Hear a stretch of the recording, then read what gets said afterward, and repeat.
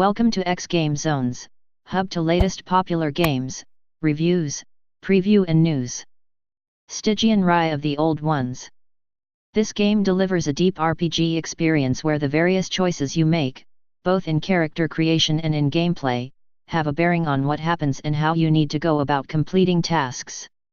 There are general guidelines of what needs to be done but not a whole lot of direction on how to do those things, which leaves a lot of room for creativity. The tactical combat is both intuitive and intricate, which makes combat consistently interesting. Stygian is an excellent game to both kick back and enjoy the story but to also test out your strategic thinking abilities.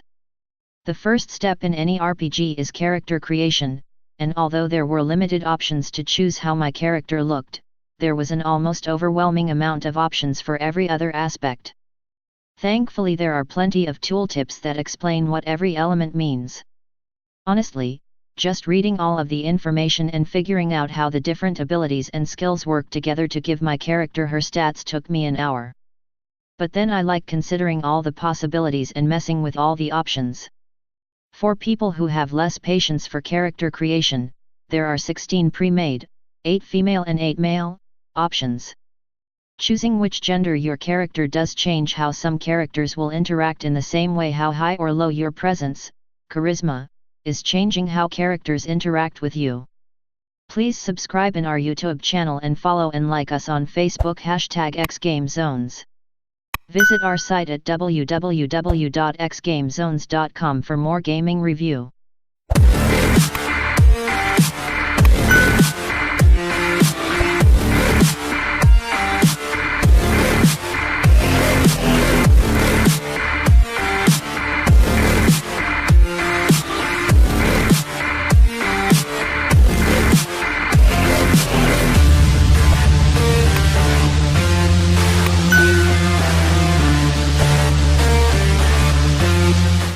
Stygian has messed with the standard class model. Instead of choosing a class, I had to choose one of 8 archetypes: academic, aristocrat, criminal, explorer, investigator, occultist, performer, and soldier. These serve the same role a class normally would, but they add a bit more flavor to the characters than just being a fighter, or something similar, would. Also, each archetype has 4 subtypes. One of these subtypes is considered the default option and offers no bonuses or penalties, and the other 3 subtypes each offer a bonus and a penalty. For example, the criminal archetype has a choice of gangster, thief, hitman, or con artist. The thief subtype gives +1 stealth and -1 melee attack, whereas con artist gives +1 speechcraft, -1 physical defense. I even had an item in-game, which was a report of my misdeeds in life before I found myself in Arxum. What's Arxum, you ask? It's a town that has had the misfortune to have been pulled through some kind of portal into another world where nightmares walk. In the weeks before the town was sucked through the portal, everyone in town was having nightmares, and there were strange and disturbing occurrences like entire families being massacred with no sign of who had done it. Additionally, everyone who had any official authority has just disappeared, so now the mob and a mysterious cult run everything. Money also has no value anymore. Literally, I found a bunch of money, but it's just junk.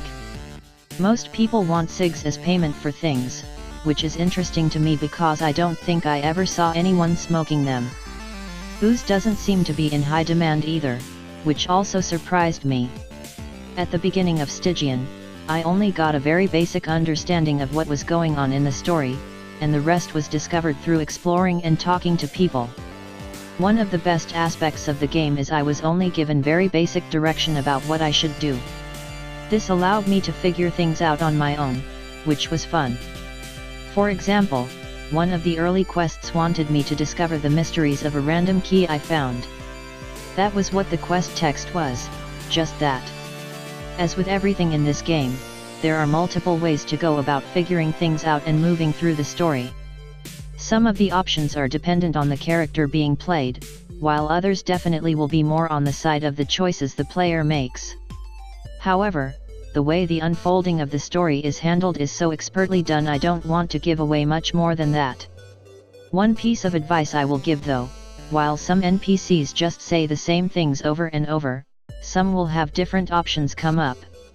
So if you find yourself stuck, talking to someone again might be what you need to do. Before I move on to talking about combat, I need to mention a couple of other essential character aspects because they have huge effects throughout the game. One aspect of creating a character is picking their worldview from the following list: humanistic, materialistic, nihilistic, divine, rational, and esoteric. In most games, a selection like this would just be for flavor to give the player more of a feeling like their character is a whole person. However, in Stygian, this choice has a significant impact because anytime I would choose in accordance with the belief system I picked, my character would gain extra sanity. Sanity is important because throughout the game you will lose sanity here and there just as a result of the various things which you'll encounter. If sanity falls below critical levels, your character will suffer from mental conditions and neurotic diseases. As such, preserving as much sanity as possible is helpful, so it's a good idea to pick a worldview you'll be able to stick to. Although a playthrough of always making choices counter to what your character is could be enjoyable too. Stygian, Reign of the Old Ones is a fantastic game, which honestly you should go into blind as possible and just enjoy the experience. Everything is done with a lot of thought and care, and all of the systems are deep and interlocking. However, even if you are looking for a game you can just jump into and have fun, this is also an excellent game for that experience. All you really need is a willingness to unravel what's going on without the game directly leading you through everything. So now that we've gotten through all the story-related aspects I can talk about without being spoilery, let's talk about combat. Anytime there is combat, a hex map would open to serve as the playing field. Every character in combat starts each round action points, the amount of which is determined by the character's stats. Everything from movement, attacking, or even opening inventory during combat costs action points. So planning your actions out matters a lot. Additionally, initiative order is determined at the beginning of each round, which I'm not much of a fan of. On the one hand, if I started with low initiative, I wasn't stuck with it the whole time. However, I always seemed to do poorly on the initiative when it really mattered. Overall though, I really enjoyed combat and how it made me really think about what I was doing.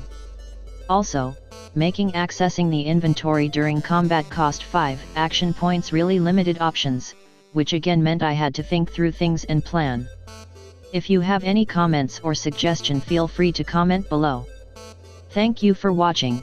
Please subscribe in our YouTube channel and follow and like us on Facebook #xGameZones. For more gaming review visit our site at www.xgamezones.com. Don't forget to click the notification bell.